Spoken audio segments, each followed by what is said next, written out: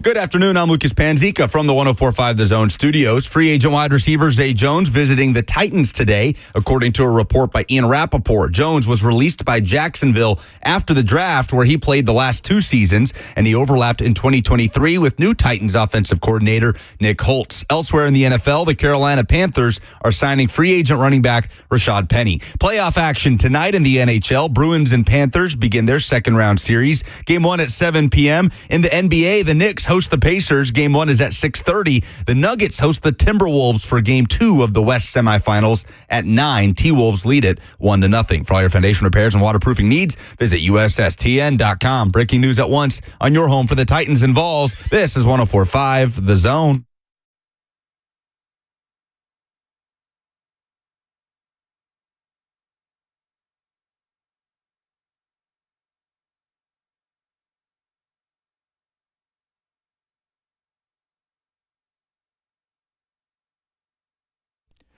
It is just a little bit after 1 o'clock on a Monday in Nashville, Tennessee, or wherever you're listening. It is Blaine and Mickey, and we got a special guest. Now, anytime the Titans draft an offensive lineman, you might as well just schedule Brad Hopkins for a week to try to figure things out.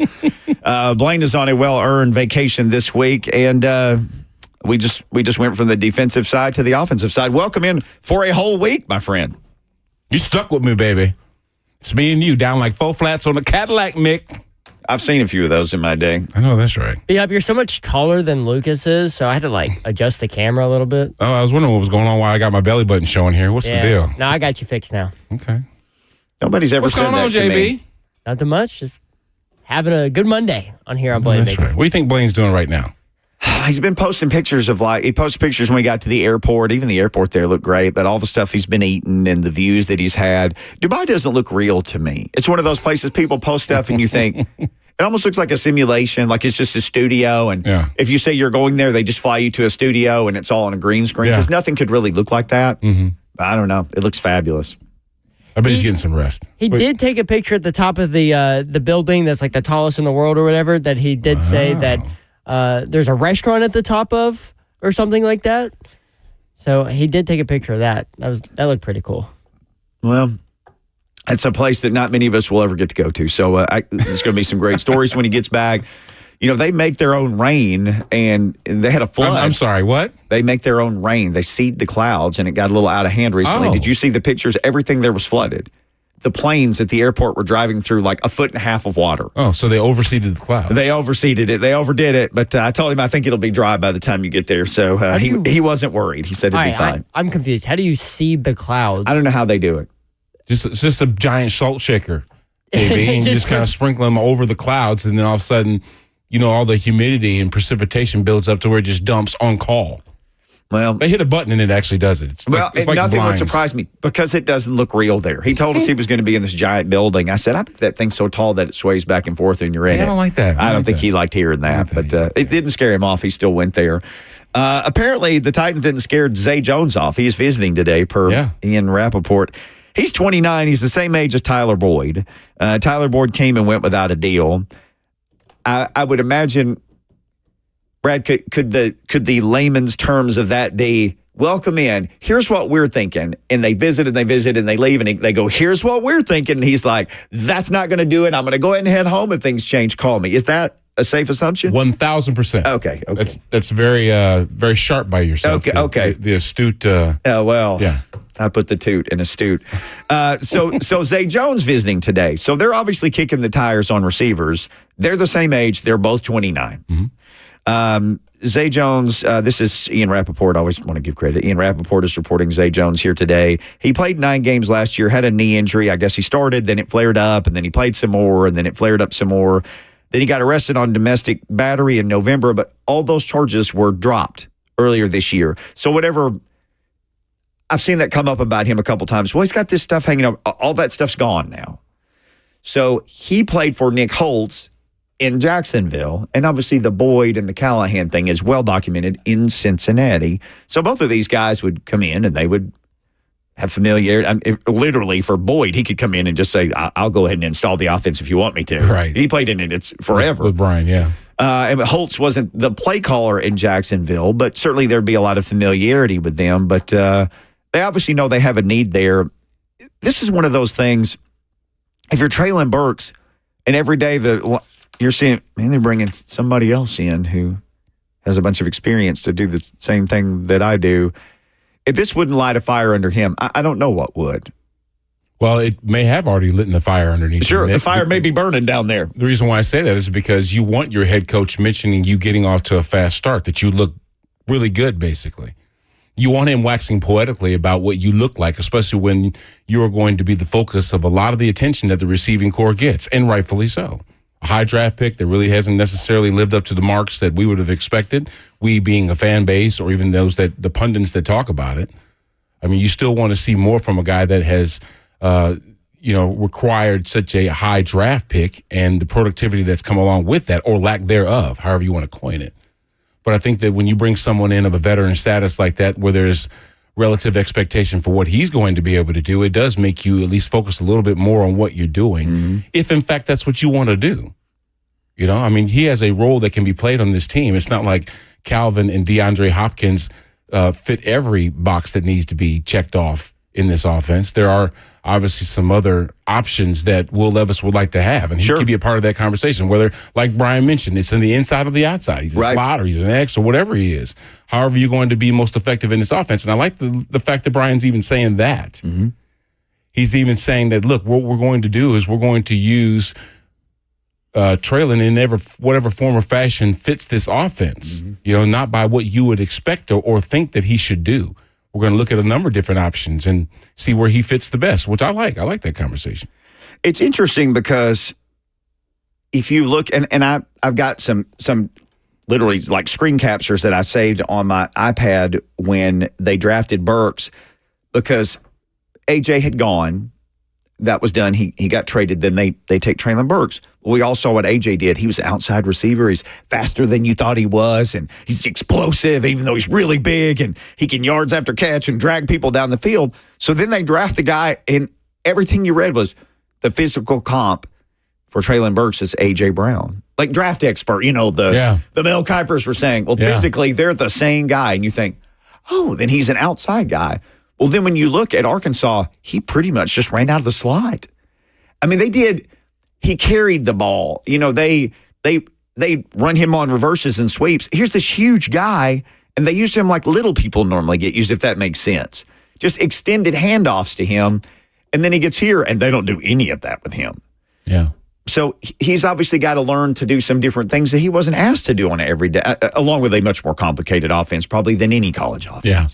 I don't think he was as established a receiver to say, hey, look, this is what I like to do, and let's make sure we exploit my skill set. Yeah. He never would have came in with that kind of gravitas, if you will, right? So here's a guy that now is in an offense, in a system that throws the ball so much, Mickey, that they have to explore all options. Like, where else can we put Traylon Burks?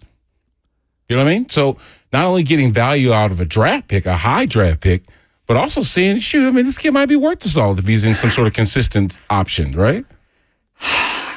I know there are a lot of people say, just trade him. You're not going to get anything for him. Just cut him. They're not going to cut him. They're upside down in his contract. It costs you, it's not much money by NFL terms, just to have him play this season and do the things that he does. He's not going anywhere. Dude, like I know, Mick, Traylon Burks is 3 great catches away from being the belle of the ball.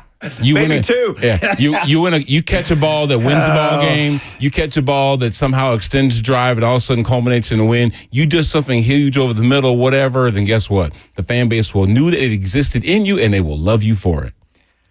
Jason says this in the F&M Bank chat. By the way, shout out to everybody watching on Zone TV. Remember, you can always check in and see how Brad Hopkins is doing. You can watch him on Zone TV. Unfortunately, I'm here too. You'll have to see me, but you can see him. Jason says, new system, new opportunity. Let him work his way on or off. That's it. Talk about it. That's it. Who said that? Jason Roberts. Jason Roberts? Jason ahead, on Jason Facebook. Roberts. Who's watching on What Up, Jason? I just retweeted the Facebook exactly. link. Honestly, maybe the most intriguing thing other than, and we have a week to talk about this, other than how the offensive line gets configured, on the right side of Cushenberry, that's going to be real interesting. Will it be done with parts who are here? Do they go get somebody else? How does the right tackle move to left tackle with Callahan? Obviously, you and I are going to talk about all that. If you're new to Nashville, if you're one of the 117 people who moved here today, Brad Hopkins, All-Pro, Pro Bowl, left tackle for this team for over a decade, where they just penciled his name in the starting lineup and he started. So imagine having that luxury again. We haven't seen that around here. That was Brad. But going to get your thoughts on all that. But just how they choose to use Treylon Burks to me is fascinating. Because the old regime, do you remember the game late in the season where he came back from injury and they just had him run clear outs? He ran like 13 clear outs, no targets, no nothing. Yep. They didn't activate Phillips that game. It's like, no, Treylon's active this game. And he just ran down the field. Wasn't that the Miami game? Was it the Miami I think game? that was the Miami game. Because remember, they posted, it was No Flags Film. James Foster on Twitter posted that compilation of all of his routes, and I counted them, and it was like 15 just running with no purpose, just running. That's all he was doing, getting some cardio work in. Out of all the routes he ran, bananas. it was some not cardio working. That's all he was out just working out. Somebody charted his routes, and he just ran straight down the field over and over again. Brian says, what if this is a plan to bring in these veteran wide receivers to keep the fire lit under him? The NFL's a business. They just want to win. I don't know how much dog and pony show. Let's fly some people in here. It's not for motivation for him. It's whatever works. Right. Period. Right. They're not doing this just to poke a fire under a guy because like they would spend that kind of money bringing in Billionaires stay billionaires for a reason. I'm not just throwing away plane I'm not fare. making fun of the thought. I'm just saying Right. that it's more or less, look, I remember when I was drafted with the 13th pick, they brought in a guy named Stan Thomas from Chicago who, was a veteran player, someone that was a high draft pick himself, but then found himself on the waiver wire and ultimately found down to Houston. And had he performed better than me, then guess what? My story would have been delayed, bro. That's just the fact. And that's I consider myself at least a middle, if not higher, draft pick at number 13 that was drafted to start. I was replacing a free agent. I mean, you're 13th overall pick. That's So with that, guess what? They still brought in a free agent that they thought, hey, look, he's either going to challenge or beat this dude. And that's what happened. I mean, I ended up playing well enough to keep staying on the sideline, but make no mistake, if he could have performed better than I could have, even at that high draft pick, he'd have been on the football field. Oh, yeah. They just want to win. There's very few times. I think there were a couple guys who got in Vrabel's doghouse. And why, though, Mickey? Why do they want to win? Winning is everything. Not because winning is everything, because winning, it makes you spend money. Well, yes. Think about that. No one goes to support a team that has yet to win a game yet. Well, you were waiting for them to start winning, and so that way you won't have FOMO, fear of missing out. Man, you missed out on that great Predators final game 6, and they got beat 1-0. I mean, if that was another story, say down the stretch, and they're playing for the Stanley Cup or something, you want to say you were there, right? Well, these That's guys, what winning does. It does do that. And they're trying to build a brand new, fancy, amazing, $2+ billion building over there. There's a big hole in the ground, but they're going to start building from the hole in the ground like they do around here. And they need to fill up the seats. So they're going to put people out there who get the job done. High Octane says, Rand didn't draft Treylon. They don't know him any special treatment to figure it out. He swims or he drowns this season. Absolutely he does. He swims or he drowns this season. Jim Wyatt, he always swims. He never drowns. And we will talk about all this and more with him. He's the grand poobah and the head writer down there at TennesseeTitans.com.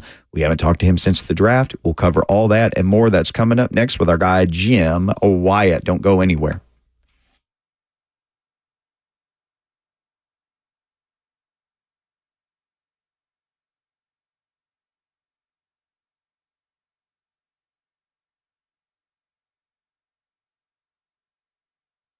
Stinky, I mean stinky. Is that what it was like the last time you were in an auto repair shop? Smelly, greasy, old rags laying around.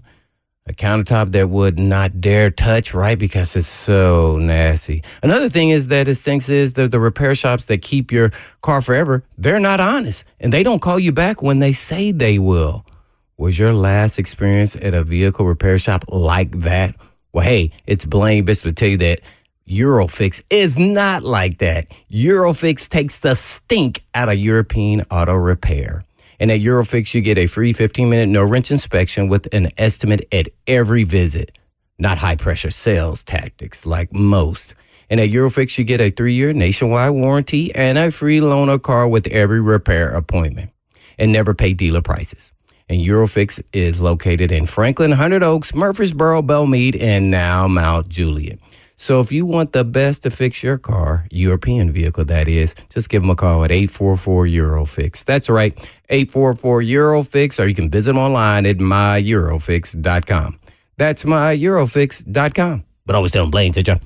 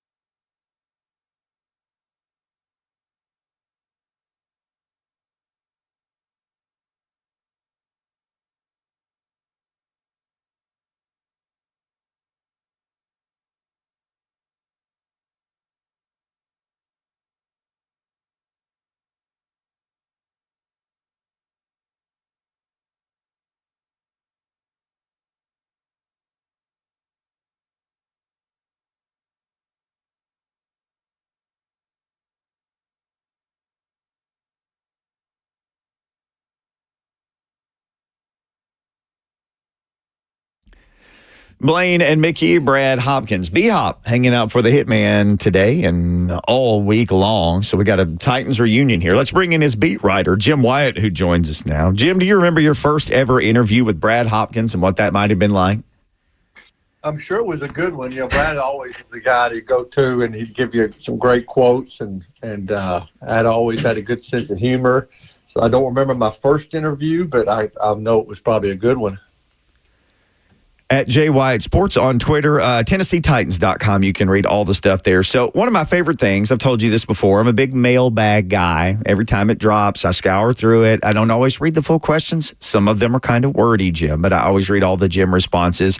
What is the current, since Brock Bowers is now a Raider, what's the current most popular mailbag question or topic since the draft?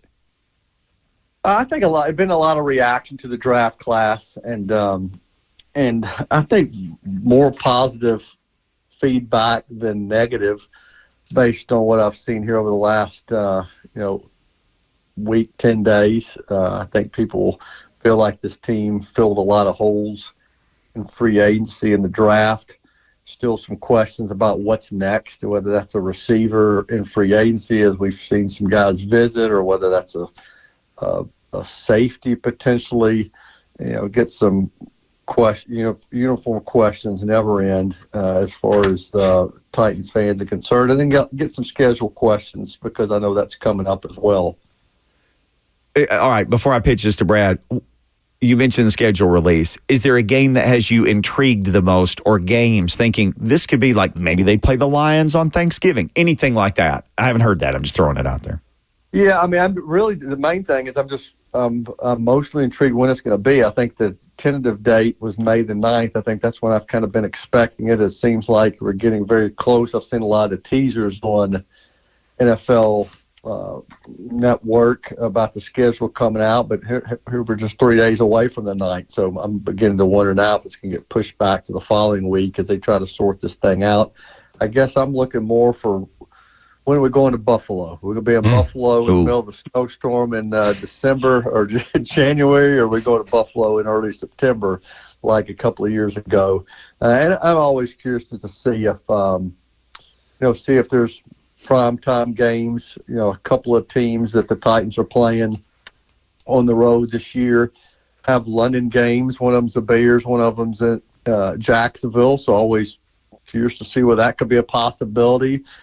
So a lot of intrigue. And I've got two nieces getting married in the fall this year, too. And I'm curious to see whether the Titans are going to be at home or on the road.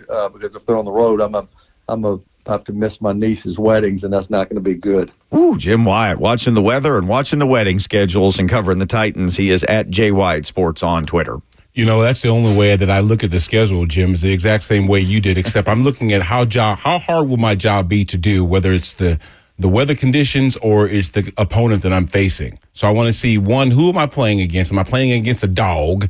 And then two, am I fighting him in the snow? Or am I fighting him in the humidity? Or am I fighting him in that nice sweet spot between October and November? You know what I'm talking about, Jim.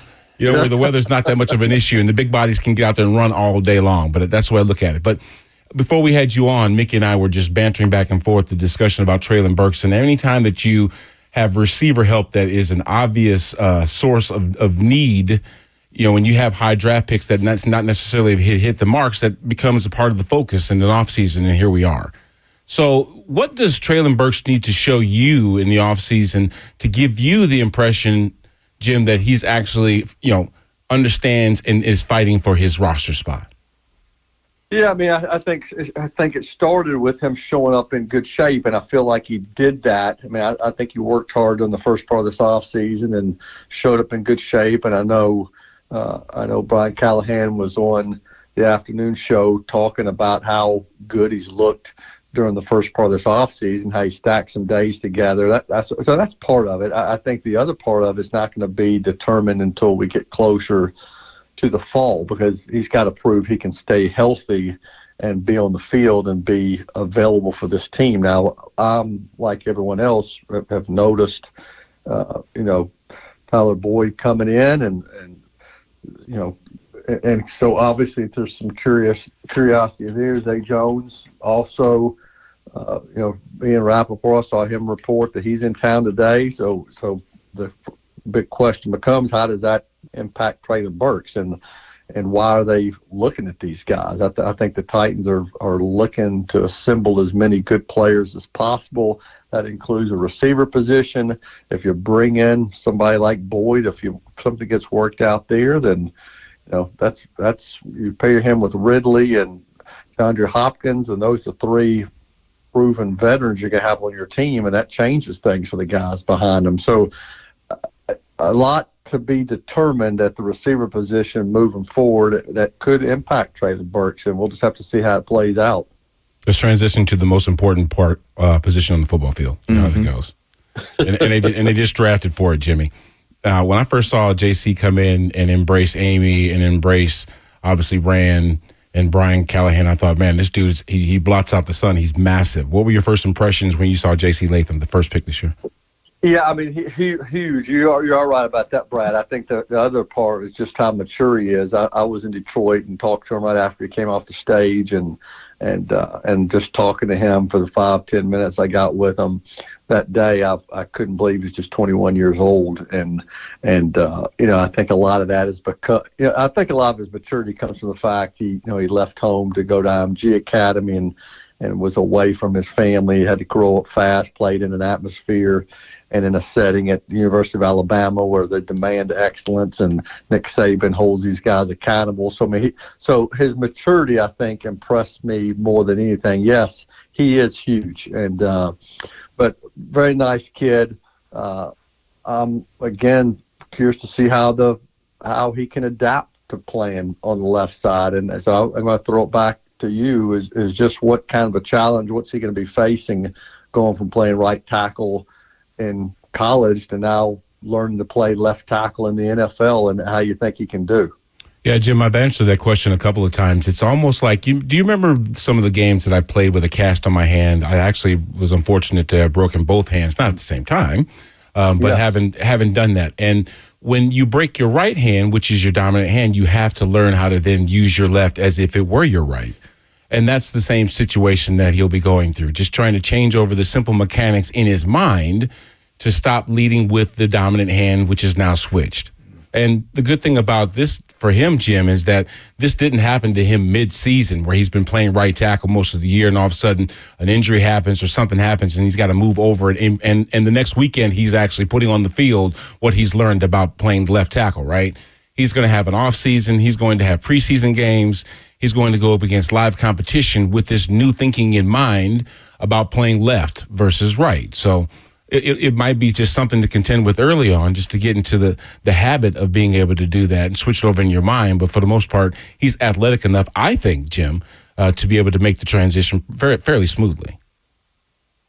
Yeah, I know people feel like that's the case in the building as well, and working with Bill Callahan, certainly, who's developed players and helped them make the transition from one side to the next. I think he's in good hands, and so he'll be on the field this week. I mean, I'm looking forward to seeing guys on Friday when the rookie camp opens up. Okay, so you said he's a nice guy. You know no one wants to hear that when you talk about offensive linemen, right? So we want to know, can he be violent? Can he be nasty? In other words, does he scare you just a little bit when you're going to do a story on him? Are you watching him and not taking your eyes off him because he might clunk you in the forehead? Or are you just, you're cool with him because he's a nice kid? Well, everybody's happy after you've been drafted 7th overall, and we'll see how nice he is after a game when maybe things didn't go so well. I think that's when I'll get a better feel for his, him being able to turn it on and off. He did talk about, it was funny. He is a nice guy and comes across well, but then just listening to him when he came to town, and he got so upset. He talked about how disrespected he felt when a player across from him played with a grill in his mouth, and how he felt like, this guy was more on it for the show, and he wanted to kick his butt just to remind him that, hey, this is, we're playing here. This isn't a game. So there's no question he's got a mean streak, and he's looking for anything to get him fired up on the field. I don't have any doubt that he's going to be a nasty guy to play against. Hanging out with Jim Wyatt, TennesseeTitans.com. After the draft, Brian Callahan essentially said of the first 2 picks, they went big intentionally. They went heavy intentionally with the first few picks. He talked about it's a big man's league and we want to get big. There's a lot of talk about Latham, Jim, but there's also a lot of talk about T'Vondre Sweat. And, there were some draft analysts who said maybe it was a reach to take him there, or, were there character issues. But if anybody vetted this guy, it was the Tennessee Titans. They sure went the extra mile to do that. Yeah, they spent. I mean, he came to town. He was in Nashville for a pre-draft visit right after he had the arrest, and I think they felt like he was more on the defensive during that visit, and they didn't get a true look at his personality and maybe what he's all about, because it was just so fresh. And so they loaded up and sent a big contingent to his house to meet with his family and to meet with him, just to kind of find out more about him and what kind of guy they'd be getting. So, I mean, I feel like they vetted him well, felt confident in taking him. He's a big boy, and just the brief interaction I had with him on the conference call with the other reporters, I certainly got the sense that he's taking things seriously. He's going to get his weight under control, and he's certainly going to be get with the program here. So, I think it's going to turn out to be a good pick. And I know Rand Carthon has said that he's talked to people that picked not long after them when that run of defensive linemen started, and they told him, "Hey, we were going to take him." So, people can call it a reach. I think the Titans felt like, we don't get him here, we're not going to get him. They got Cedric Gray there in the 4th round. He's an interesting pick. His tackle numbers were through the roof at North Carolina. We had Coach Mack on. He said he reminded him of Stephen Tulloch. I know that would make Titans fans smile when they hear that, because Tully was a nice player here for a number of years.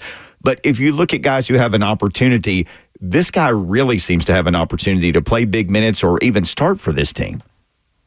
Yeah, I agree, and that would make me smile if he turns out like Stephen Tulloch, who is one of my favorite Titans to come rolling through. It's funny, I saw him twice in Detroit on that trip up to the NFL draft, walking down the street of Detroit. Saw Tulloch with eating one time in a restaurant right on the streets of Chicago, and then ran into him another time. So he was a tough, hard-nosed linebacker, happened to play at NC State, not NC, and I think Gray has a chance to step in and help this team right out of the gate. I mean, they've talked about him potentially being the green dot guy, and he's smart. He tackles well. He'll have to compete with some guys who've been in the building longer than he has, but high hopes for him here in Nashville. For sure. I'm hanging out with Jim Wyatt at J. Wyatt Sports, covering the Titans for TennesseeTitans.com. Hey, Jim, we kind of understand a little bit about what Brian Callahan and Nick Holtz are going to do on that offense, putting them in a position maybe with a different style of offense than we've seen as of recently. But what about Denard Wilson? When we draft T'Vondre Sweat, another dude that's almost as big as JC, him coupled with Jeffrey Simmons, you've got to be thinking run stoppers. But then doesn't that make picks like L'Jarius Sneed just even that much more better? That much more better? What in the world? I know what you mean. Doesn't that follow it? Fine. Isn't that just the more obvious selection? Him obviously coming over through the trade. It looks like he might be able to just feast off of whatever balls come his direction. Yeah, and this is a good. Like you said, Brad. When you got a good defensive line and you're able to get to the quarterback, it takes pressure off those corners. And but this is a good group. Even just take the defensive front out of the equation and just look at what you've got. Yes, Sneed is a proven veteran who certainly is going to come in and help this defense right out of the gate. Roger McCreary comes back, who I think just keeps getting better.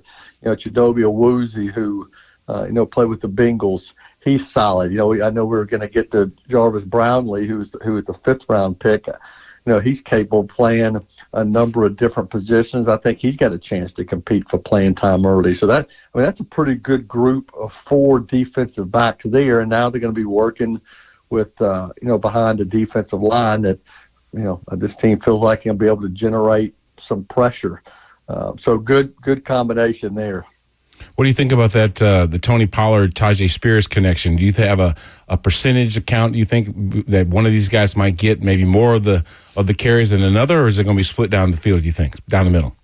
Yeah, I think it'll be split. Like I guess probably success and competition will sort some of that stuff out. I mean, I think Tajay, certainly, showed flashes last year. I think with more opportunities and a year in the system, I think he's going to be he's going to prove to be even more of a home run hitter, and not going to surprise me at all if he ends up with a higher number of snaps. But Pollard obviously been there, played a long time in the league, been very successful himself. So production, how they're doing pass protection, just matchups, I think all will kind of determine how that plays out. I would think that with everybody learning this new return game and what it's going to look like, that competition seems like it might be wide open. I know they took Jaquan Jackson from Tulane, a punt and kick returner there, but he's got an opportunity, or maybe Kieras Jackson, somebody from the Jackson family, or somebody has a real opportunity to maybe return some kicks this year for the first time in a while. Yeah, it sure sounds like Jackson is the guy they're going to give every opportunity to do that, which makes, is going to make it interesting at the, receiver position, just how many guys you keep on game day. And if he can figure out a way to be one of those game day active players, that's going to shrink that number. It is going to be interesting to see what it looks like. Punt returns, they need somebody who can mainly, obviously catching the ball should become a given, but you'd like to see guys make people miss and make that a play. The kickoff return game is going to be so much different, and not only how how it works and how you block from a technique standpoint, but what's it going to look like, in that short space, and what player's skill set is best suited to do it. And I don't know what that's going to be. I would think Jackson is that guy. I think you want to still have a guy that can make somebody miss and use your speed to make a big play there. But I like everything I've heard and seen about him so far. I think he's a serious contender. I'm so glad you asked that, Mickey, because field position is so important. We were spoiled rotten when Derek Mason was our punt returner. We were like getting either touchdowns or ball at midfield, right, Jimmy? You remember that? And I remember getting ticked off one time or two when he's in the regular receiving corps. I'm thinking, well, dang it, he's not going to be returning punts now. What are we doing? Yeah, so he's up, and we've had some good returners around here over the years, but more recently have struggled to really turn that into a position that helps the team consistently. So now, hopefully, that'll happen, and I think Jaquan Jackson's going to be certainly in the mix. Hey, on the way out, just because I know you've been hanging out with famous people and Jelly Roll and all sorts of stuff in your off-season travels, what's been your favorite interview that you've done? This off-season. This off-season. Yes. That's a great question. I was due for one. Yeah, Jelly Roll was pretty unique. I have to say that. It happened in his dressing room before he took the stage at the Fillmore in Detroit. I don't think I ever had a situation like that. I was interviewing him, then 10 minutes later he was heading out on the stage and was performing. Anytime you talk to Peyton Manning, it's and that was at the Pro Bowl when he kind of gave some good insight on not only Brian Callahan, but, Will Levis and everything Titans related there. That one was a good one as well. This off season's kind of been a blur, to be honest with you. So much stuff going on, but I think those probably two at the top of the list. Surprised you weren't at the Tom Brady roast last night. Yes, you're everywhere else.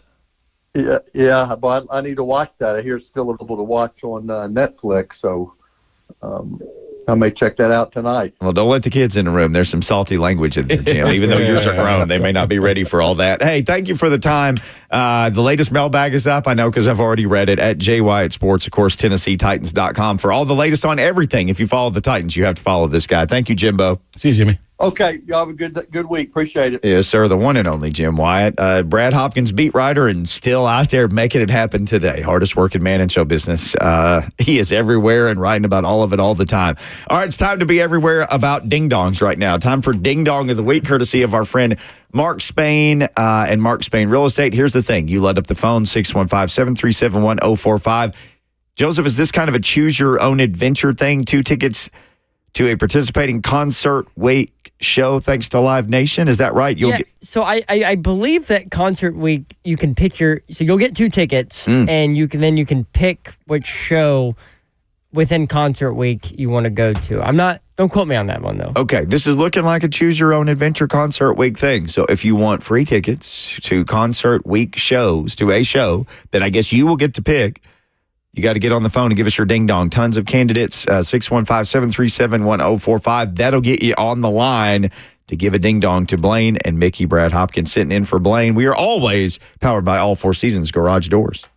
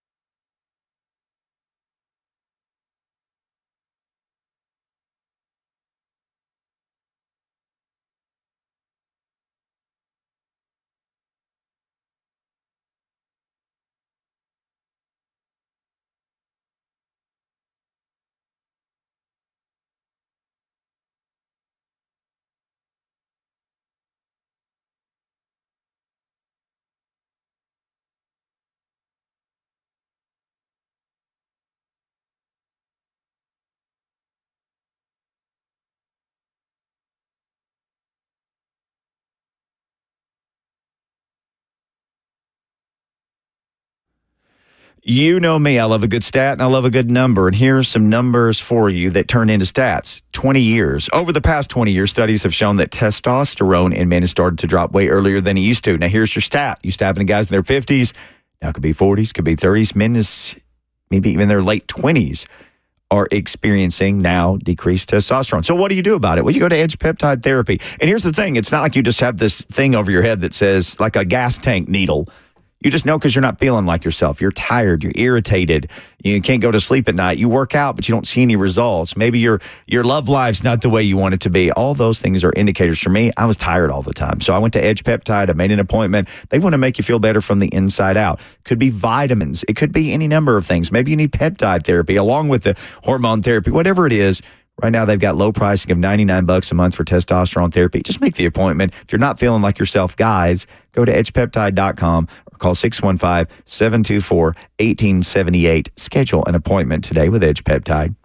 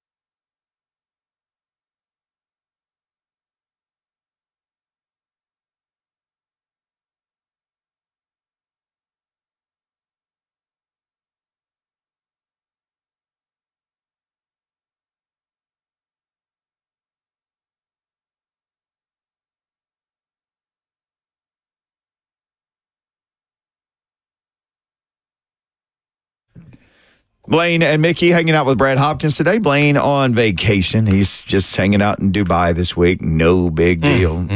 Yeah, I know. Must be nice. It must be really nice. Must be nice to call Mark Spain and just start packing. But that's what you can do if you want to sell your house. You just go to markspain.com to get a guaranteed offer on your home.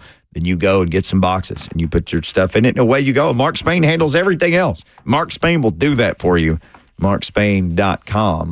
Can you book your flight? Well, I don't know. I bet he would. I bet if you asked nicely, he'd be like, I'll book your flight. That rascal just wants to sell houses. He'll book flights. Now, don't quote me on that when you go to markspain.com, but you could ask nicely and see what happens. I mean, Tell him Mickey sent you. 100%. Tell him I sent you. Tell him I said, hey. Ding Dong of the Week. We're always giving away stuff now just because that's the way Joseph is. He's kind like that. Chance to win 2 tickets to a participating Concert Week show thanks to Live Nation. So Concert Week is back, 104.5 The Zone, partnering with Live Nation to promote it. They've got a $25 pick-a-ticket offer for select shows at Bridgestone Arena, FedEx Forum, Ascend Amphitheater, and First Bank Amphitheater. You can get ready for Live Nation's Concert Week. It is coming up. It is on sale May 8 through 14. $25 concert and comedy tickets for over 5,000 shows. Wowzers. That's up to 75% off. So you want a couple of these tickets to tap into this? Biggest Ding Dong gets them, 615-737-1045. Let's start with the boys here, as we do, and then we'll typically take the phone calls as we start hour number 2 of the show. Gentlemen, what have you got? JB, what you got? So I'm going to go over, I didn't know what to do, but last night I realized that the Tom Brady roast on Netflix was going on, and there was one moment in there that was just made Tom Brady a ding dong, and Jeff Ross. He got just crunched. But him specifically. Okay. Jeff Ross, who is the roast king, does these roasts all the time. Made a joke about Robert Kraft and Tom Brady and a certain massage parlor. You guys know the story from way back when. And Tom Brady physically got out of his seat and went over to Jeff Ross and told him to never say that bleep again. Kind of in his ear, but it was loud enough where it got over the microphone. And Brady, why are you getting mad at a roast? It's supposed to be funny. It's supposed to come at you. It's all love and jokes. Like, none of this is serious. Don't get mad like that. And I think he was genuinely mad because it was the only time he actually got out of his chair other than when he had to go up to the podium to roast people himself. You know what, Joseph? My ding dong was Jeff Ross. Oh, we got dueling ding dongs in here. Because what he said was he was reminding, Tom was basically had told Robert Kraft at some point that I'm the best, basically, investment that you've made so far, best business decision, because he was a 6th-round pick that also, went on to win him championships. And I think maybe even as a rookie, he told Robert Kraft that I'm the best business decision that you've made. And along that, he asked him, do you want a massage? So that's what Jeff said. Jeff said that Tom basically doubled down after saying that, asked him if he wanted a massage. And obviously that was a darker moment in Robert Kraft's life. And we know how close Tom and Robert Kraft actually are. Okay, he kissed the man on his cheek, for goodness sake. Okay, that's a relationship that, there's a work-life balance kind of deal, but he blends those lines, right? So when you start taking shots at a guy, this isn't his roast. You're not roasting Bill Belichick or Robert Kraft. You're supposed to be roasting Tom Brady. And to throw that joke out there, man, that was kind of, I get it. Comedy, you're supposed to be able to kind of, grin and bear it, so to speak. But, man, I get it. I was actually just thinking about whether or not I could actually do a celebrity roast, knowing that in the end, they probably speak glowingly about you, how much, they love you and support you and all this other stuff. But to make it a real roast, they got to hit on some stuff that you would never, ever say to them, to their face, unless it was in that context. You know what I'm saying? Really uncomfortable. So with that, I can imagine a moment like that where you took a shot at a guy that's very dear to you. You had to get up and kind of speak to him quietly, JB, and say, hey, look here, bro. You can roast me all you want to, but you say another word about my owner, I'm going to knock your chiclets down your throat.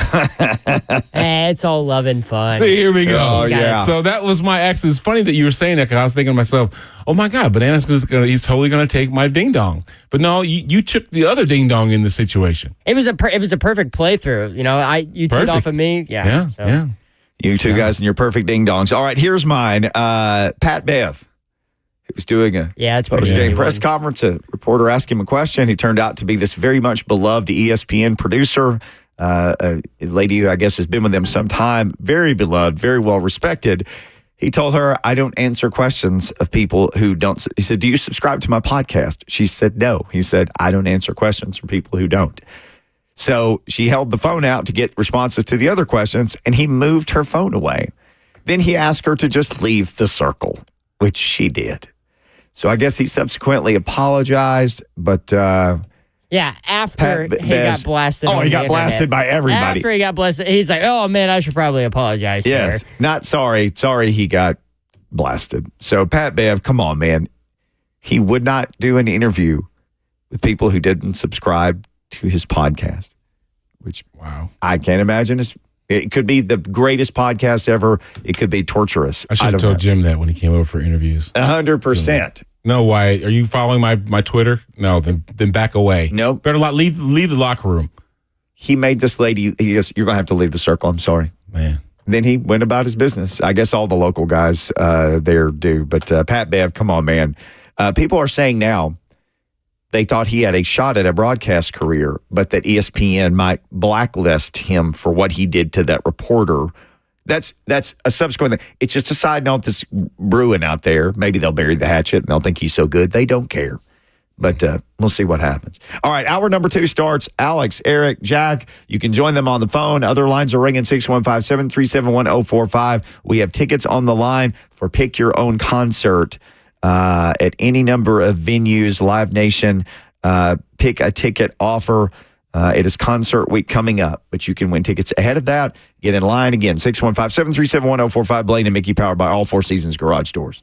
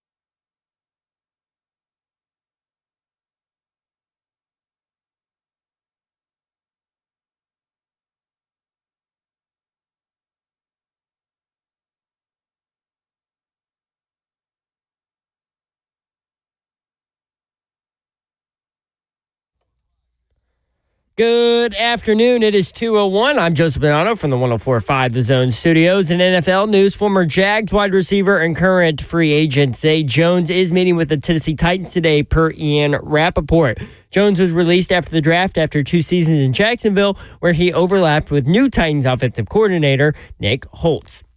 Jones is the second post-draft free agent wide receiver the Titans have brought in, as the team met with former Bengals wide receiver Tyler Boyd late last week. There's a new number 1 in college baseball, as the Tennessee Volunteers are D1 baseball's top team for the first time this season after winning 2 out of 3 against Florida, and then some other results happening around the SEC. Tennessee is now 39-9, and the Vols will head to Nashville to take on Vanderbilt this weekend, just 1 game out of first place in the SEC. Tonight in the NBA playoffs, the Pacers and Knicks begin their semifinal series in New York, while Nikola Jokic and the Nuggets try and tame Anthony Edwards and the Timberwolves, who took a 1-0 lead with a win on Saturday. For all your foundation repair and waterproofing needs, you need to visit USSTN.com. Breaking news at once on your home for the Titans and Vols. This is 104.5 The Zone.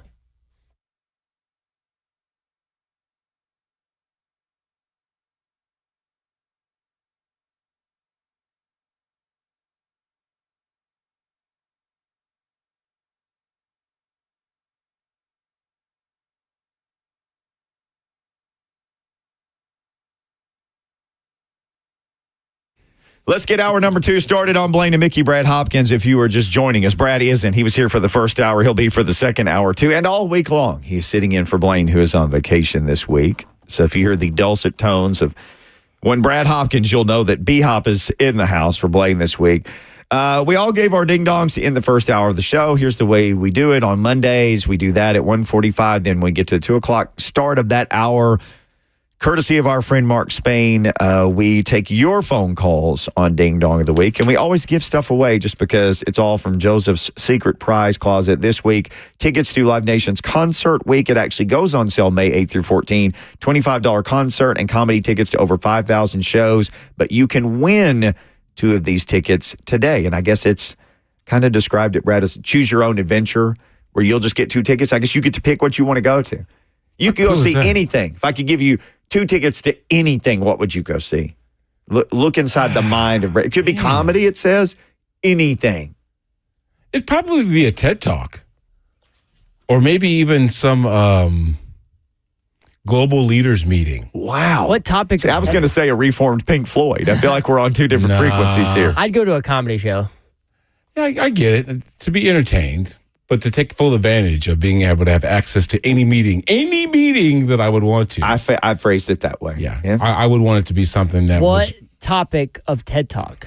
What would do you have a specific topic in mind? About AI and its infusion with everything that we do. Yeah.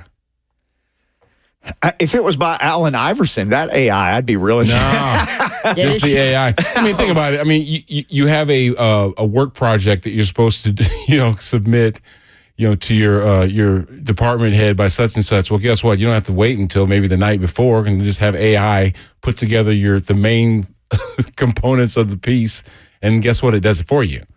So how much more reliant are we on stuff like that rather than being able to do it and think for ourselves? Well, you may be onto something there. I'm just saying. I just don't have any reports to turn in. We don't really work in a reports business. Had I reports to turn in, though, or...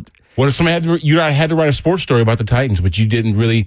You had writer's block. Oh. And you had to do a Jimmy Wyatt. Then what would you do? You'd plug in, Traylon Burks, Calvin Ridley, right. Just the main names, and then throw some sentences of controversy in there and see what it comes up with. Now you got my curiosity piqued. Mm-hmm. Also, I thought about going back to school, but my head is full. Like, I can't learn anything. You know everything. No, I don't. It's just full of useless knowledge. Like, what kind of guitars did Motley Crue play? Things like that. Everybody's brain's like an addict, man. You keep stuff up there you don't need until eventually you just purge it and throw half of it out and then start all over again. One of these days, somebody's going to need to write a book about 80s metal, though, and they're going to come to me and say, tell us everything you know. And I will be the AI for them. You will be the Lucy. I will be something. I'll be the Mickey. Alex in Franklin has a ding-dong for us, though. Remember, tickets on the line, so we'll answer. Better be good. Yeah, be good. So we'll answer your call. You give us your ding dong. We'll put you back on hold. We'll take a break, and then Joseph will let the winner know that they won. But let's start with Alex right here, first off in the 2 o'clock hour. Hey, Alex. Hey, guys. Thanks for taking my call. My ding-dong of the week goes to FanDuel for having Will Levis ranked 32 and having, guys like Bo Nix and Michael Penix Jr., who haven't even played a snap, ranked over Will Levis. This is getting ridiculous. So are there questions about the Titans? Yes. But, having guys who haven't even played a game ranked over Will Levis, this is getting out of hand. And another ding-dong is the Athletic for having us picking 2 next year. Thanks for taking my call, guys. Alex, that's a good one. I saw that. I've been holding on to that information. I saw it, too. Yeah, but what's funny is if you think about it in that same vein, though, Aaron Rodgers has no more time in a Jets jersey than some of these other new dudes do coming into their new franchises this year. But yet we'll see the Jets move up on a lot of people's depth charts, as far as good teams or teams to contend, just because of what he's accomplished previously. So I'm sure that kind of comes into the metric as well. 100% it does. Eric in Nashville up next. Hello, Eric, a regular ding-dong caller. Hey, guys, this is not my ding-dong, but did you hear who condemned Pat Beverly for his behavior last week? Oh, Lord. Who was it? It was on his podcast, Mr. Draymond Green. Oh, shut your mouth. You can't go after that. Now, Draymond will call you out for that, Eric. Yeah, but that's not my ding-dong. Guys, my ding-dong, guys, too. I hate to do this because I love the guy, but it has to go to Deion Sanders for getting involved in the Twitter beef between his son and I guess a kid who was like a former, used to be on his football team. Now, yeah. I mean, look, Deion, Matt, perhaps you've done a tremendous job with Jackson State. What you do in Colorado, I applaud you for. And I'm not saying you can't be on social media, but you can't be doing that. You can't be getting involved in Twitter beats and barbie or so, anything like that. You need to stop that stuff. You need to grow up because people are watching it and see that. And I just thought that was real petty. Guys, that's mine. Guys, y'all take care and we'll talk to you again soon. Eric, pre-ding-dongs, the ding-dong every time. His pre-ding-dong was just as good as his regular ding-dong. His regular ding-dong had more stuffing in it. It really did. Yeah. Come on, Deion. Yeah, the Deion Sanders and Shedeur Sanders stuff from last week was just ridiculous. I'm telling you, I cannot wait to see when Travis and Shedeur leave. In other words, there will be no more Sanders legacy or some 5-star that he's able to coach. How much longer will he be at Colorado? He reminds me of one of those helicopter dads that has coached their kid all the way from 6th grade all the way up to the high school and keeps going up the ranks as they do. At some point, he's got to either say, look, I want to coach professionally because that's where my kid's at, or I got to commit myself 1,000% to kids that aren't mine. Or he's going to move to the NFL wherever they get. That's what I'm saying, JB. That's what I'm saying. I would totally see him follow Shedeur all the way up to the pros and leave Colorado in the dust because he only wanted to be able to coach his kid. Mm-hmm. Oh, it's going to be fascinating what happens. And they're not much longer for that world. So we shall see. But I agree with you. It's going to be real interesting to see what happens. It's going to be real interesting to hear Jack from Rivergate's Ding Dong. What's up, Jack? Afternoon, fellas. Hoppy, it's good to hear you on the radio. Thank you, Jack. Thanks for joining us, brother. How you doing? Fine. Brother, you're very insightful. I wish you had a full-time gig on the radio. Well, you'll hear me here more often. Trust me. Okay, great. Well, it's not a recent thing, and it did turn out to be a great break for Jeff Fisher, but I'd like to hand a great big one to the Crimson Tide for ditching Eli Gold. Oh. What a stupid move. Yeah, that's amazing. When I heard he was on the call here in Nashville, Jack, I was like, you talking about the Eli Gold from Alabama? The legend of legends? Oh, my God. I mean, it'd be like the Titans throwing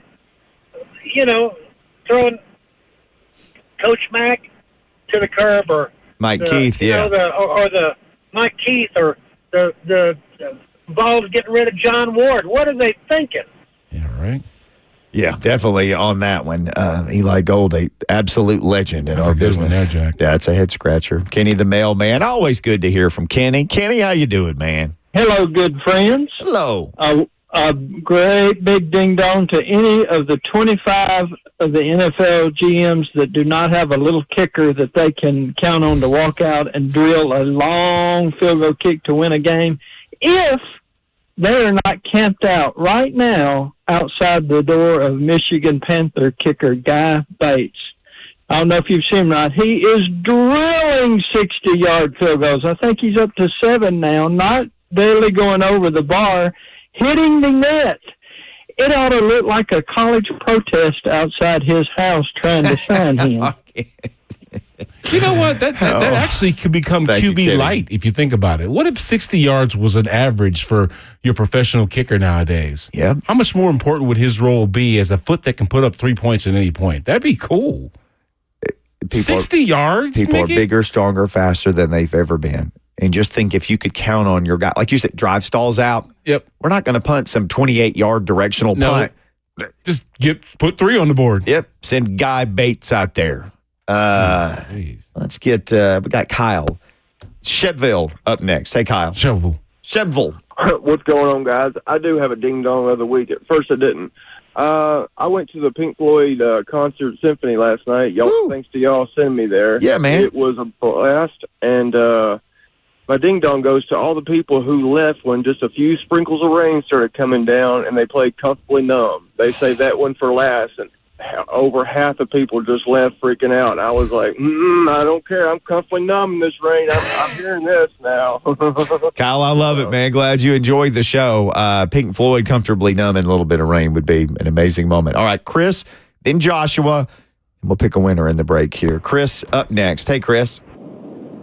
Hey, guys. How you doing? Good. My ding dong over the week is I'm not really sure what the city of Nashville has done to piss off the NFL, but most recently, on NFL Twitter, they posted that a record 8 offensive tackles were taken in the first round with a video montage of 7 offensive tackles getting their name called, and you can only guess which one was left out of that video montage. The one and only J.C. Latham was not in that video montage. I don't know what the NFL has with Nashville. I'm sick of it. I'm over it. And that's my ding-dong of the week. Hey, there's a lot of people agreeing with you out there, Chris. Something to that, man. Amen. There's something to that. At some point, you got to think that they're doing that on purpose.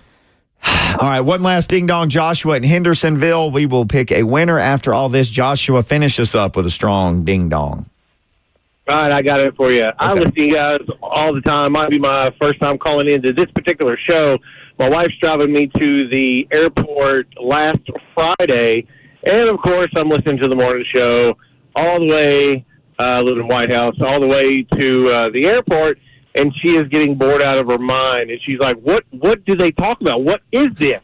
And I was like, it's Titans, it's the Vols, it's, the Predators got a game tonight. And she goes, the Titans are not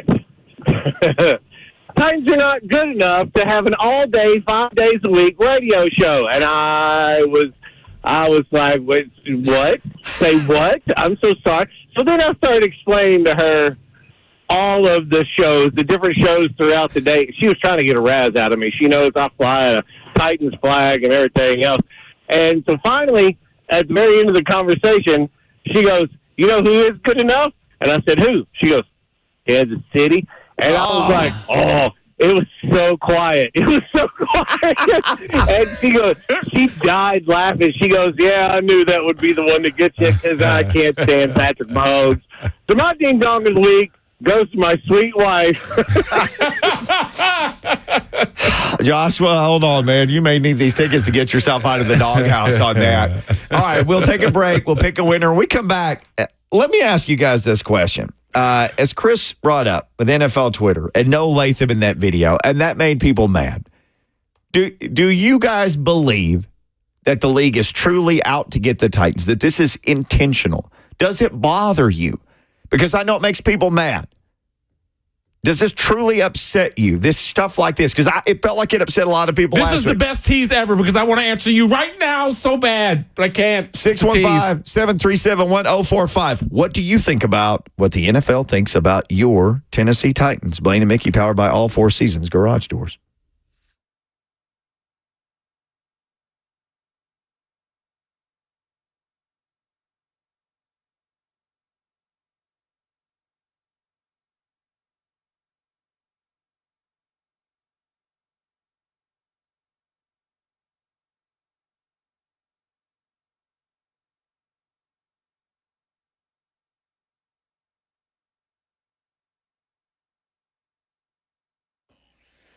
So my friends at PAI Medical have been in business for over 25 years, and you know them as We Grow Hair or WeGrowHair.com. And maybe you've heard me talk about them. You heard JT talk about them. There's been different people on the station over the years who've talked about these guys, and we tried to tell you what they can do for you. They can help you get the hair back that you've lost and keep the hair that you have. Yet there's a bunch of you who'll just buy a hat or get what I call the give-up haircut, where you just go to the barber and you say, just buzz it, I give up.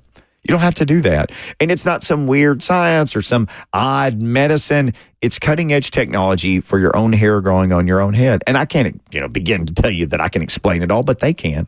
They can explain it all if you call them. So why not call and make an appointment? If you're tired of losing your hair, if you're tired of not having your hair, if you're tired of wearing a hat everywhere you go, or just not looking like you want to look, or you want to look like the guys on the billboards for WeGrowHair.com all around town, you think, man, I would like that to be me. Guess what? It can be you. Permanent, natural results from the company you can trust. Free consultation awaits. WeGrowHair.com, 615-376-6010.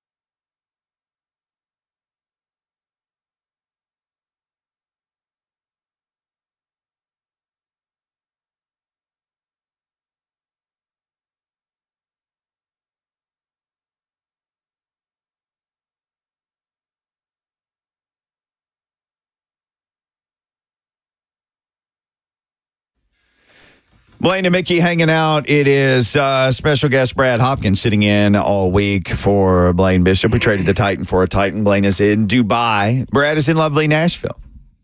Rainy Nashville. Wear your raincoat this week, kids. It sounds like we're going to need it. Be prepared for anything. I was prepared for this because I'd written this down in my notes. We had a caller who brought up the Titans not being Chris. I should remember that's my son's name. Brought up, how about the NFL account tweeting something about tackles being taken in the draft with a beautiful montage of videos of guys getting their names called in the first round of the draft. And then they just leave out J.C. Latham. He was the second guy. And that got Titans fans in their feelings because a lot of people say, here we go again. Why does the league forget we have a team? Why does the league act like we don't have a team?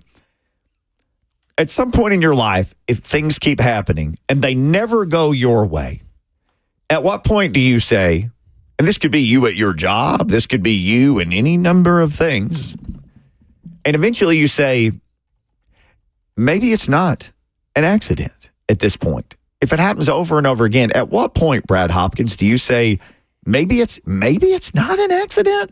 And if it is, how could the accident always err against this particular thing that involves me or my team? Having experienced large market teams like L.A., New York, those ones that... You were a Houston Oiler. Houston's a large market. Okay, but even then, we still were slighted in instances, even though we were in the fourth largest city of the country at the time. Yeah. But those media markets like Dallas, they're different, and they get treated different on a national scope. And maybe it's because there are more familiar figures that we talk about when you talk about the popular teams in larger markets, to where it's almost household knowledge as to what their names are. It seems like there's just too much work to explain who the hell make up the Tennessee Titans, so therefore we just don't talk about them or their additions. This is a team that even in our heyday, when we were going to the Super Bowl, it didn't have household names. Yeah. Eddie George and Steve McNair were the best examples of the most popular players that we had, and still you can go to parts of the country and not know who those two were. And maybe it's because Nashville wasn't supposed to be, by design, the team to get the next NFL team. So I'm not going to say that there's some sort of agenda when it comes to the marketing that that is unevenly distributed throughout this country, especially in a sports scope.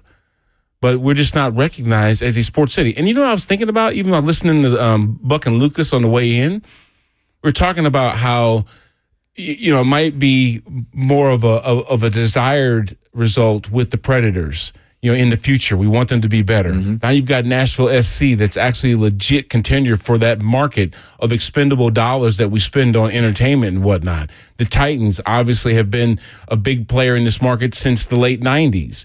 You're really starting to see so much more professional sports influence on this town, but yet we're not recognized as a team that housed 3 professional franchises. Right.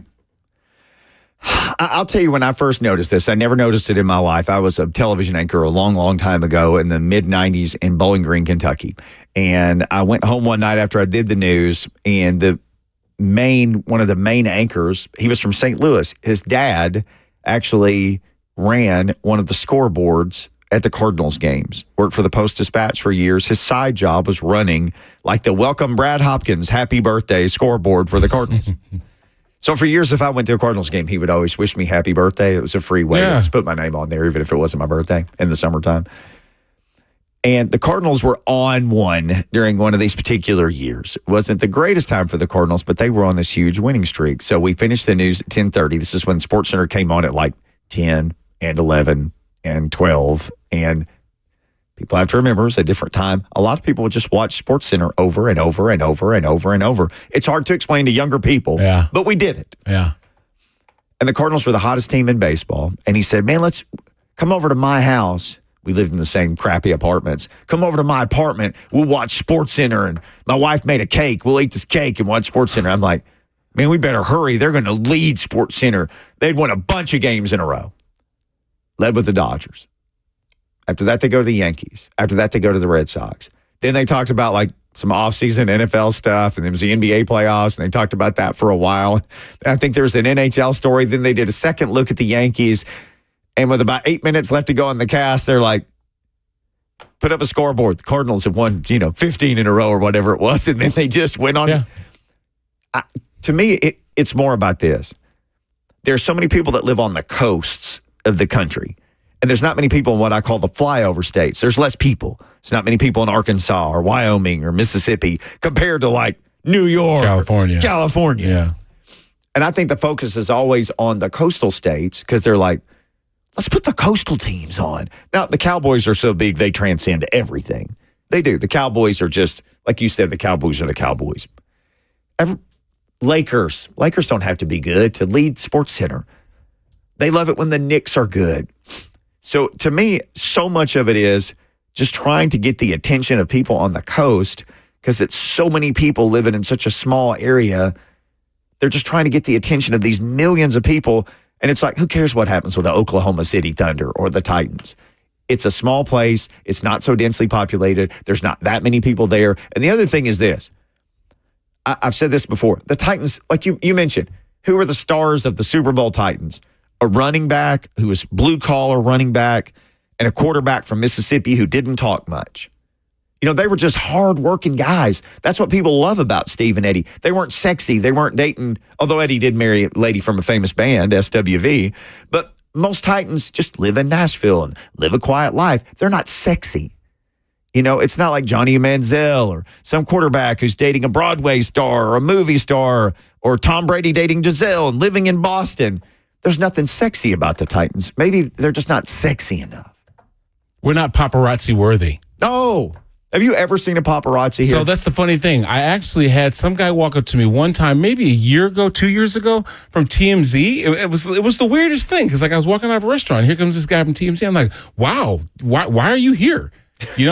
Because not that we don't have the kind of celebrity that would warrant a paparazzi There's being around everywhere. But yet we don't see them chasing people through the streets. Right. And we don't have, 7-foot, former professional wrestlers walking around flanking some little dude because he's their bodyguard. You know what I mean? Stuff like that. We just don't, that's just not the feel we have here. But I also think that because we don't have as meshed together a population as some of the larger cities like Los Angeles and New York, have you noticed that there's not a lot of good things going for either one of those cities? So it makes the conversation that's being had about their sports teams magnified even more because they're complaining. The Lakers being knocked out of a series, it's like, the first thing you ask is this LeBron's last season? It's not like anything else is even relevant. You know what I mean? But that's the course that we tend to follow. New York having Jalen Brunson and, those other dudes is phenomenal for at least the Knicks being able to get into the playoffs and do some things, advance past Philly, yada, yada, yada.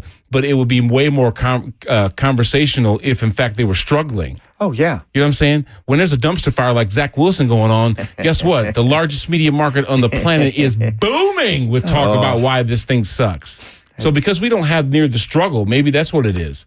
If we were close enough to winning something, in other words, if we had a Music City Miracle almost every single year where we just didn't hit the mark, almost there, didn't hit the mark, almost there, didn't hit the mark, like the Cowboys, we would be the most popular team in the country because we're always a sniff away from doing things, but for whatever reason, couldn't get over the hump. To me, it's very obvious that national media and the national scope of the Titans, they don't watch what actually happens here in Nashville. I still see to this day, constantly, especially for the mock drafts for 2025, which mock drafts this early for next year are ridiculous anyways, but they have the Titans picking a first-round quarterback. I get Will Levis is young. I get he hasn't proved himself yet. But give the kid a chance. My God. I mean, he had, 8 touchdowns, 4 interceptions last year in 9 games after getting sacked. How many times was it? 60-something times? Yeah, but you know what, JB, don't you have to consider the source? Because like you said, if there's somebody that's not paying attention to the boots on the ground action going on here, they don't know how exactly excited this fan base is to see Will Levis compete. And that's a problem. They don't pay attention. To me, it's like they read a headline and then they make all of these assumptions based off a single headline. Yeah, but there's not one headline coming out of Nashville that said Will Levis is playing for his job. There's not one. Even though they brought in Mason Rudolph, nobody's worried about Mason beating him out to be the quarterback. That's the headline that they've created. And that's what they're running with. But they don't actually pay attention. They didn't pay. I feel like they didn't pay attention to what happened in the season with Will Levis last year. I feel like they're not going to pay attention to what's going to actually happen in this offseason. I mean, the Titans have made significant improvements to support who? Will Levis. They brought in weapons for Will Levis. They brought in protection for Will Levis. They brought offensive-minded head coach. They brought in an offensive-minded coach. For who? For Will Levis. This entire offseason has been about supporting one person only, and that is the quarterback who Amy Adams-Strunk hopes to be the future of this team. But no, the national media, they're going to draft a quarterback first round of 2025. Hey, they need a new quarterback. Hey, they need a quarterback. Are you kidding me? Give the kid a chance. Like, pay attention. Focus. I see where do you're your going. research. It's not that hard. Bananas, I see where you're going, but I think that they made all of these acquisitions. Sure, it'd be great to say for Will Levis, but they did it for the quarterback. And what I mean by that is very telling. If it weren't Will Levis, whatever quarterback is under center, they want to make sure that he has all these options and protection to be able to do his job. So it's great to say that for Will Levis and for their like of him, we're going to do things to make sure that he succeeds. Now it's to make sure that the quarterback position succeeds. Well, part of what Joseph was talking about, though, is like the narrative, the Titans are cheap. They're not cheap. Amy Adams-Strunk has not been cheap. I know that all the narratives with Bud, like he didn't like to spend money, he didn't really. Guys would come from big colleges and go, wow, this is the locker room. This is the practice locker room. This is, gosh, we had something really nicer than this at Tennessee or wherever they came from. But Amy Adams-Strunk has spent a lot of money. I mean, she's made Byard the highest paid safety and Lawan the highest paid tackle for a while. And, guys have gotten their money. Now, you say what you want about AJ. I don't know how much she had to do with him getting shipped out or not, but they have paid a lot of guys. She's completely redone. You've been there, Brad, their training center and put in a turf practice field, and they redid the field in the bubble. And they're building a whole new stadium. Well, there is that I was getting to $2-point-something billion stadium, multi-billion-dollar stadium right next door, so they can continue to grow this franchise in this city. Enjoy that, Johnson City. Yeah.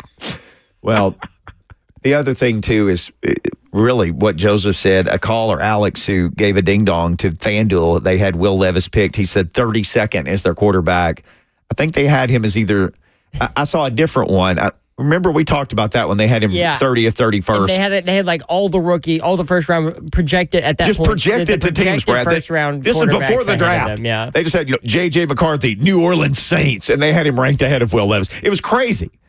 So there was one where they had just the AFC quarterbacks, and I actually had kept this in my note forever. I think they had him 15th or 16th out of 16. And again, they did the deal where they were just saying, and this guy on this team and this guy here. They were just projecting rookies and still giving them a higher ranking in their quarterback power rankings than Will Levis.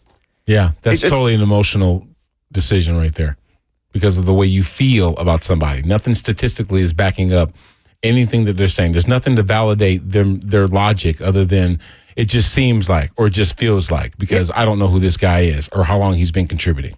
I think the other thing is, too, if you're just some guy on some national show, you feel like I can just say anything offhanded about the Titans, and there won't be any pushback.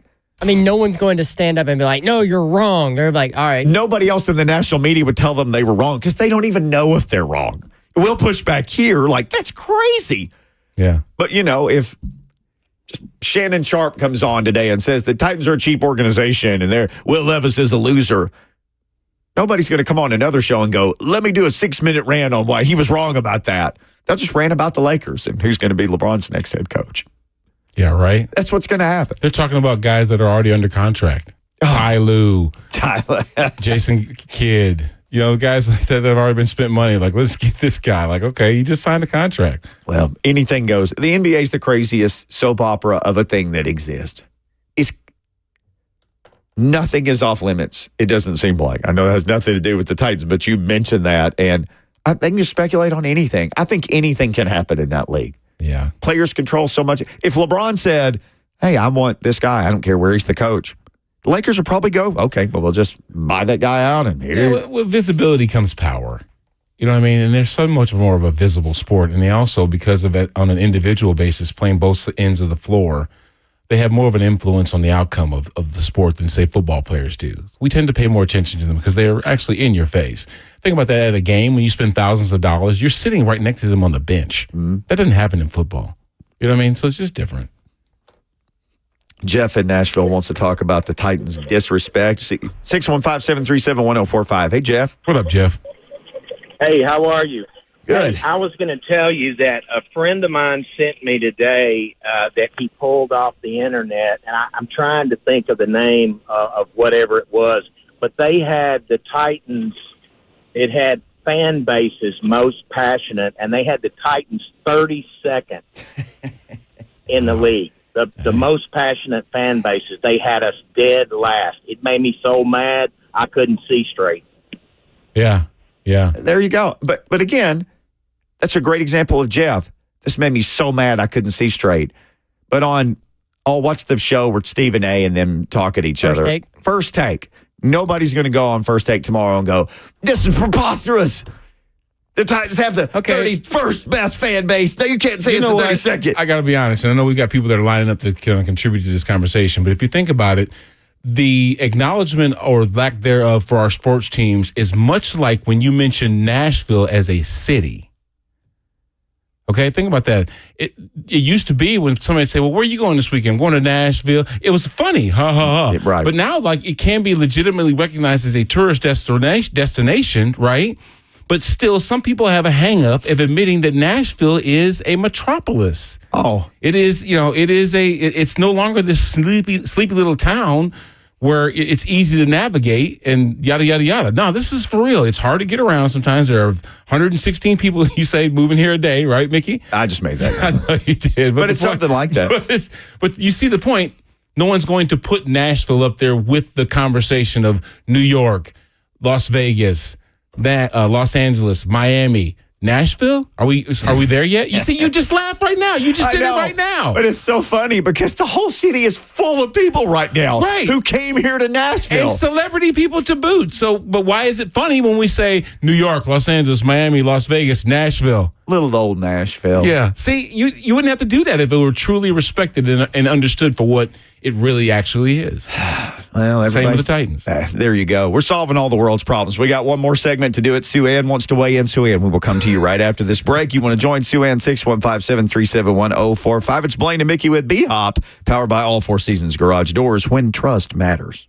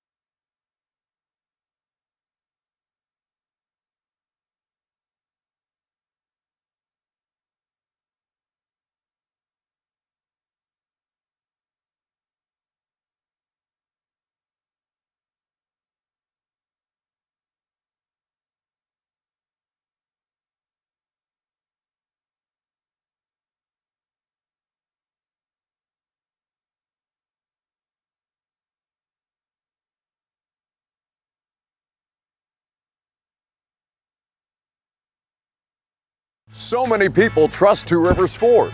Football players, working moms, business owners. Why? Because Two Rivers Ford has been doing business with integrity for decades. Two Rivers Ford, the South's most trusted Ford dealer.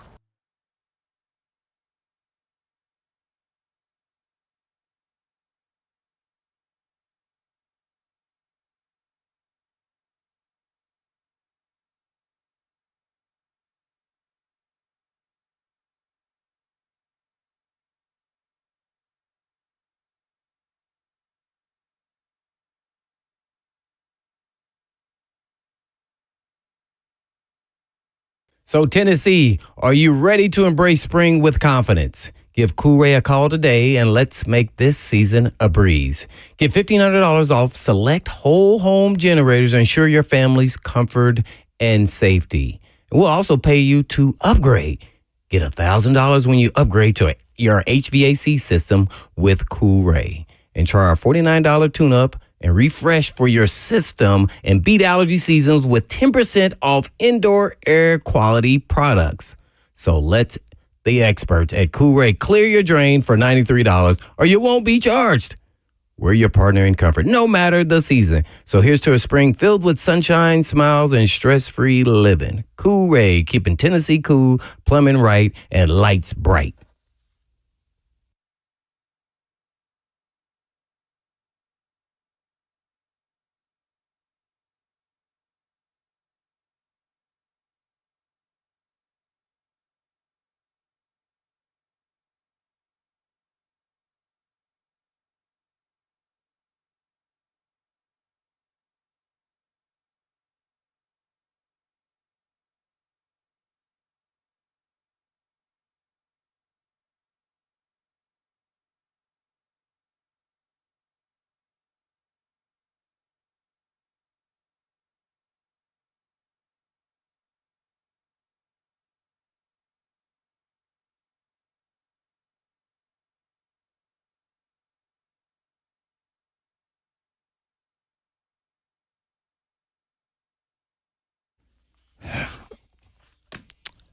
B-Hop and Mickey hanging out today for Blaine and for all week today. We bad.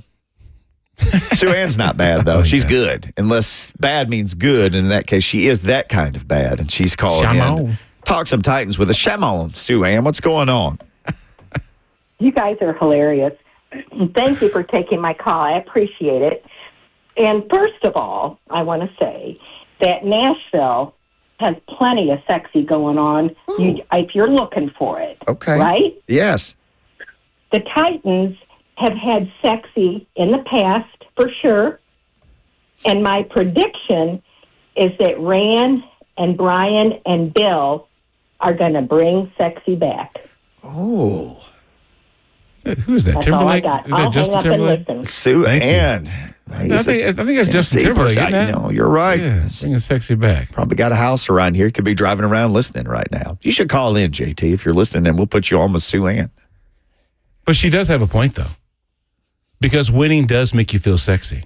Oh. You know what I'm saying? Yep. Winning makes you feel good about yourself. It raises your confidence level. You know people are watching you. You put a little more oomph in that step because you know all eyes are on you. When you're a winner, that's the way it feels. You walk around like that.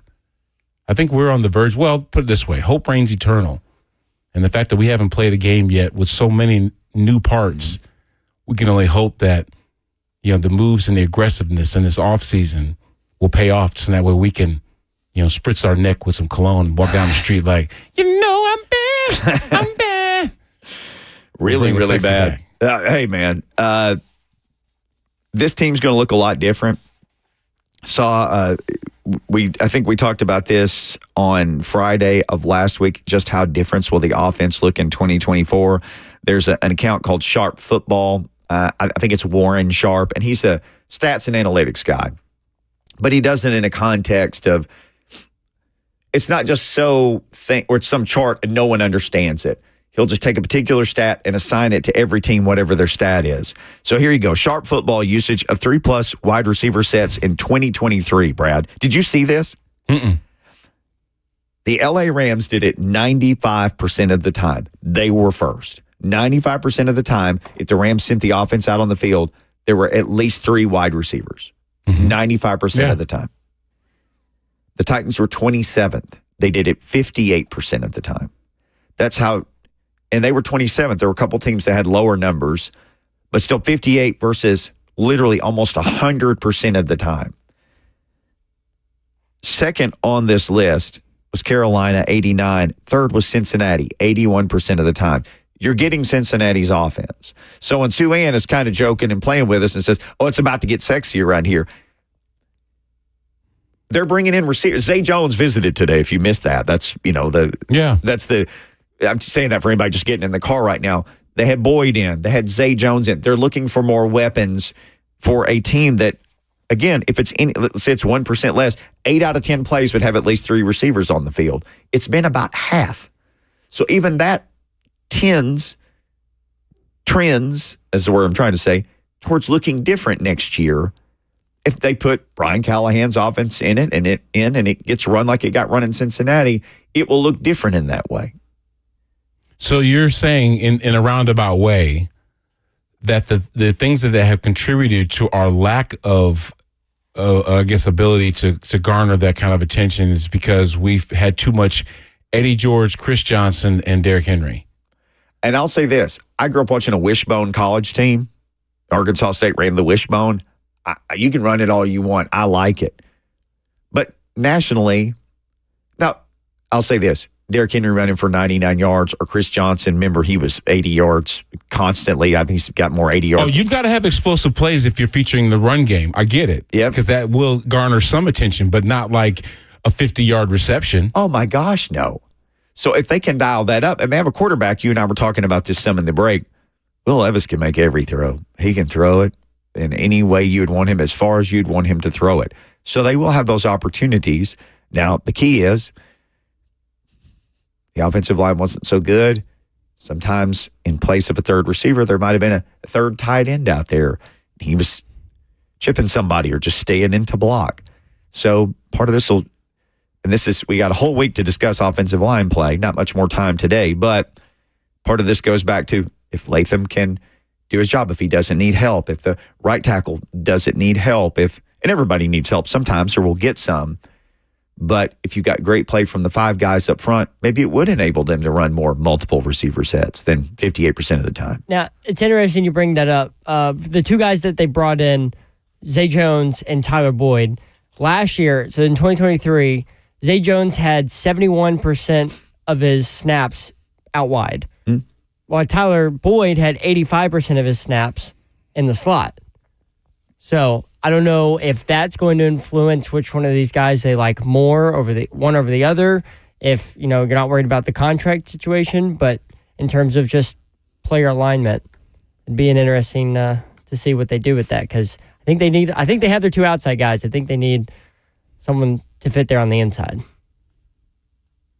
Touche. And if you're saying Tyler may be more the outside, the X receiver than the inside guy, the slot guy, then it might be more of Zay Jones than it would be the outside guy.